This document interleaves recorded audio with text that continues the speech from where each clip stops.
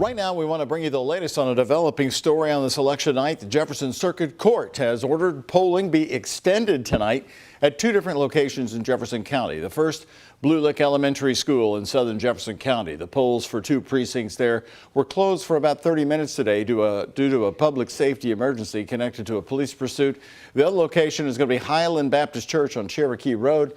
Also closed about 30 minutes this morning for a potential gas leak. Now, the order means both locations are going to remain open to voters until 6:30 tonight.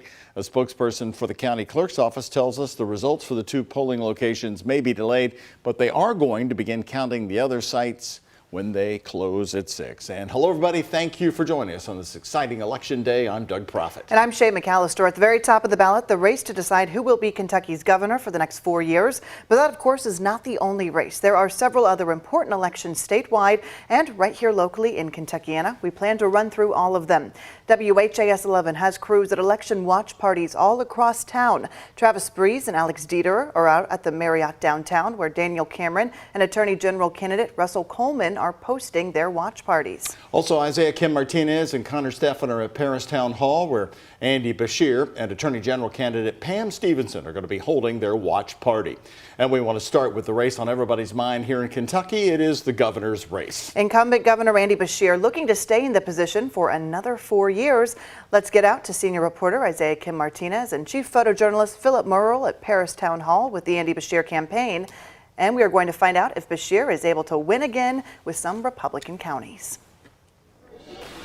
Well, Shay, Doug, that'll be a big question. There's no doubt about it here, but the campaign, one thing for certain for them, they will need a big turnout here in Jefferson County. You might remember back in 2019, the now governor beat Matt Bevin by just under 100,000 votes here in Jefferson County.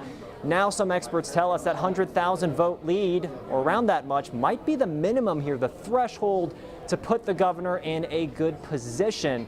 Now, we did talk to, I've actually been texting back and forth with the Jefferson County Clerk's Office spokesperson, who's doubled down, saying 48% turnout here in Louisville is the expectation. That's similar to 2019.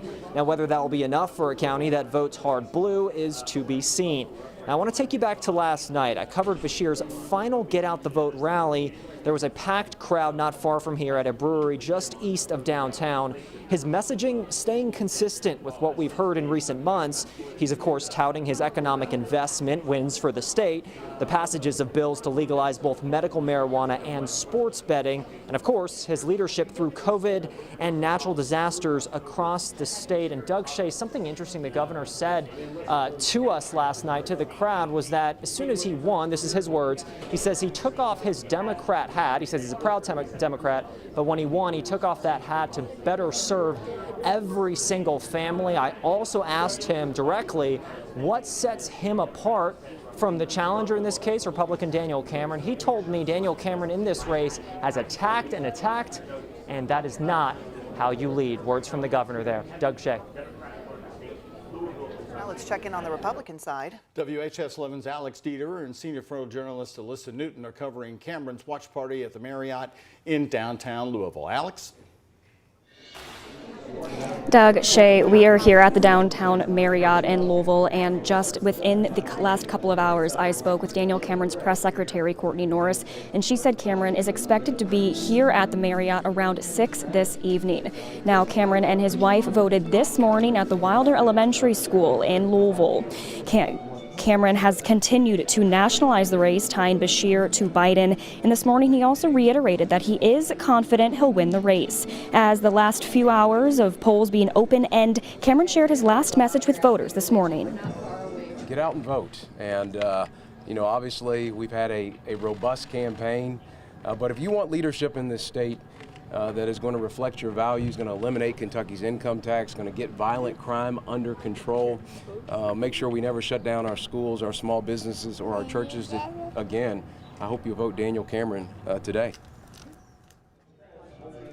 He went on to say that regardless of what happens tonight for election night, he will accept the results that do come our way.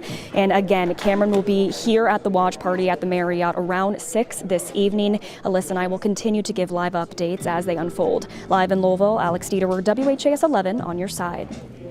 Alex, thank you very much. Andy Beshear cast his ballot early. The current governor was one of the first voters in line on the first day of early voting. He voted last Thursday in Frankfort.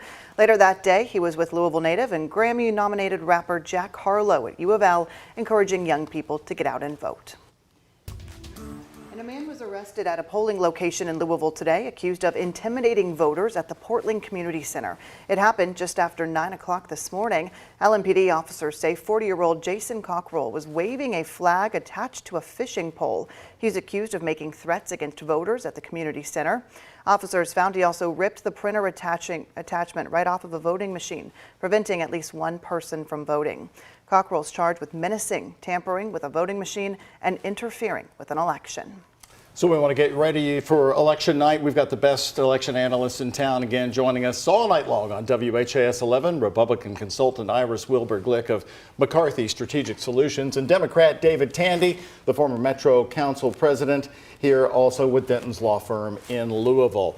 Iris, I'll talk to you because you say there are important counties to watch. Just a few counties out there in Kentucky, which would be Andy Beshear's pathway to victory. How are they playing out here tonight? Sure. So if we look back 4 years ago, Governor Andy Beshear narrowly won some Republican counties. And since then, voter registration statewide has flipped to Republican control. And so in 2022, we see a red state in many of our counties now. And so some of the counties that I'll be looking at are within central Kentucky, such as Madison and Scott counties, but also keep a close eye on northern Kentucky. Those are Republican strongholds, so that would be Boone, Kenton, and Campbell. And then central time zone, because remember about 20% of the weighted vote is central time zone. I'm looking at Warren County, Bowling Green.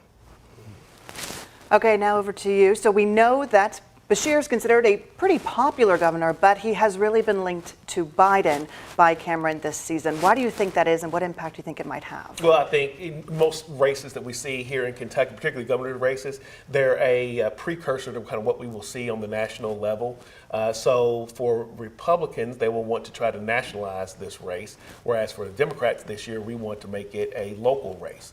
You know Andy Beshear, you know what he stands for, you know what he's done with dealing with the pandemic, with floods in eastern Kentucky and a tornado in western Kentucky, and how he steadily handled those things. So that's why you see the respective candidates kind of making the race to what it is. Anybody ready to call the race yet? Oh, no. Oh, no. Well, let's talk about Bowling Green. Fascinating. Sure. Andy Beshear won there by 1,100 votes in 2019. That's Rand Paul country, Republican country there. He spent, and since 2019, we had the tornado, and he's basically lived down there helping rebuild that community. How important is that in your watch list tonight? So Warren County is a county that typically Republicans can bank on. And you're right, Doug, Senator Rand Paul, that's his home base. And Senator Paul has been campaigning alongside General Cameron for several months now and doing his part to get out the vote. There was a pro-Paul outside group also that lent a support over to General Cameron. And so we're seeing sort of everyone, all hands on deck. But Central Time Zone, remember, it's only about 20% of the vote. So that's why sometimes when we see races called early in the Commonwealth, it's due to the raw vote totals that come out of the Eastern Time Zone, right? So that closes 6 o'clock our time, and then us in Louisville, for instance, we're waiting on Central Time Zone to close. But do not dismiss Warren County. If this ends up being a squeaker of a race, every vote in a statewide race matters, and so we'll be looking at Bowling Green. Mm-hmm. And along those lines, as it relates to Bowling Green as well, one thing to keep in mind that you're starting to see demographic shifts as well take place with regard to the respective parties. So Democrats are picking up on those traditionally voters that you normally would see in the Republican column, being those educated suburban type voters. Warren County being the home of Western Kentucky University, highly educated community there. It is a growing population to the chagrin of my hometown folks in Owensboro, but Bowling Green is growing, and you're starting to see more and more people come into that community, and so it'll be interesting to see. The counties where we used to call bellwether for Democrats and Republicans, we're seeing a shifting of the tide there too. So that's why it's a great county to take a look at. All right, very good. The warm-up act is underway. We appreciate it. You all going to be with us all night long. All right, remember, you can join us as those results start to roll in tonight during our 1-hour election special that starts at 7 o'clock right after World News Tonight. Our 2 analysts will be back with us, and our coverage continues at 8 and 9 on digital platforms before we wrap it all up on the WHAS11 night team, recapping the results on all of these area elections.